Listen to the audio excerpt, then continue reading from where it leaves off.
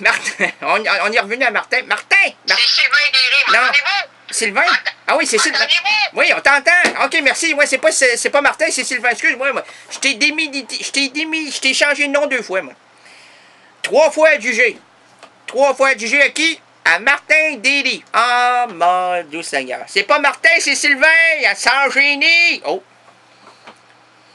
Je suis pas un Saint-Génie, je suis comme je suis un étourdi. Mais mon étourdi, m'étourdi, ben ouais. Hey, ici, je parle de Manus. Si je parle de l'anus, est-ce que je vais me faire actionner par Solo? Parce que moi, l'anus au Solo, là, c'est... quel plaisir! Comme disait Asmamour, c'est les plaisirs démodés.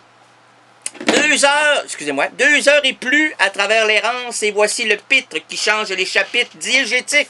Diégétique, qu'est-ce que c'est? Je vais vous expliquer ça dans quelques secondes. Maintenant, ben, c'est l'histoire racontée. Si vous étiez ou si vous avez étudié en cinéma, en art, en création cinématographique, eh bien, vous avez appris que c'est l'histoire racontée, la diégèse.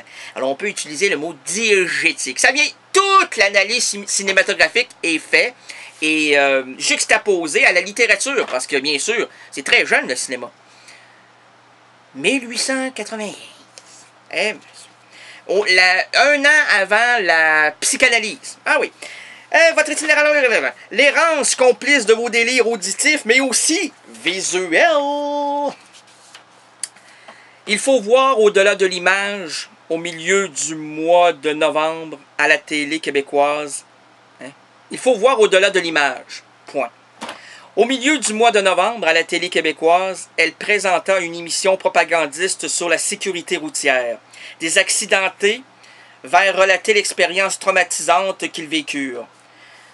Derrière tout ça, il faut voir le travail du gouvernement qui ne veut en aucun cas le bien intrinsèque du citoyen, mais plutôt il tient à minimiser les coûts d'hospitalisation et surtout, il s'efforce de propager la bonne santé pour ainsi utiliser au maximum la force de travail de chacun afin qu'il puisse passer le plus d'impôts possible et du même élan. Oh, non! Est-ce qu'on peut recommencer ici, là, parce que je me suis rendu compte que j'écris très mal. Je vous le montre ici à la caméra. Là. Comment pouvez-vous relire ça? Hein? Moi-même, là, je ne peux pas me comprendre dans mon écriture. Alors, comme au cinéma, deuxième prise. Et mon dos, j'ai le tuyau. Bon, deuxième prise. Il faut voir au-delà de l'image. Au milieu du mois de novembre, à la télé québécoise, elle présenta une émission propagandiste sur la sécurité routière. On va la voir. Des accidentés vinrent relater leur... Moi, je viens de l'Abitibi, moi, je viens de pays qui est grand et fort. Il faut voir au-delà de l'image. Au milieu du mois de novembre, à la télévision québécoise, elle présenta une émission propagandiste sur la sécurité routière. Des accidentés vinrent relater l'expérience traumatisante qu'ils vécurent. Derrière tout ça, il faut voir le travail du gouvernement qui ne veut en aucun cas le bien intrinsèque du citoyen, mais plutôt il tient à minimiser les coûts d'hospitalisation et surtout, il s'efforce de propager la bonne santé pour ainsi utiliser au maximum la force de travail de chacun afin qu'il puisse payer le plus d'impôts possible et du même élan contribuer encore là au maximum au rouage économique. Bref, le gouvernement ou l'État s'efforce, pour une troisième fois que je le dis sans doute, de minimiser leurs frais envers le citoyen pour que nous leur rapportions davantage. Voilà la seule orientation qu'il préconise.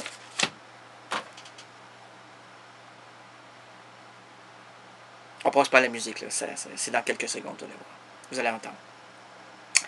Aujourd'hui, le dimanche 13 décembre 2009, les errances rénadiennes présentent plusieurs routes pour nous et entre nous. Excusez-le. Laissons sur la chaussée les valises trop lourdes. Les problèmes liés au boulot et aussi boulot. Confions la boussole aux gestionnaires de nos entreprises en manque de direction. Oublions les embarras familiaux, l'école. Bref, apaisons la dure réalité qui attaque notre quotidien. Nous placerons cette semaine sous les projecteurs la figure emblématique de la chanson poétique états-unienne Bob Dylan avec son nouvel opus Together Through Life. Je me suis pratiqué pour le dire en français, en anglais, en vietnamien. En vietnamien, c'est... Oui,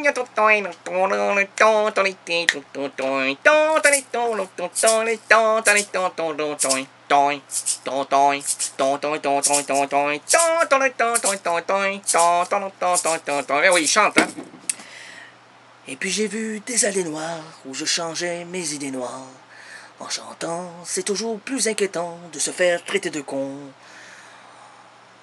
À l'errance. Et pour nous envelopper dans une atmosphère narrative, unissons-nous autour du poteau, le poteau. Non. Et pour nous envelopper dans une atmosphère narrative, unissons-nous pour une deuxième fois, mais celle-là, plus sérieusement, autour de l'œuvre cinématographique d'Oliver Stone, The Doors. Maintenant, laissons la chance aux chansons et proposons-nous un ruban, un fil humaniste imagé entre vous et moi. Laissons la musique nous enchanter et surtout, bonne émission Dolby Surround Digital!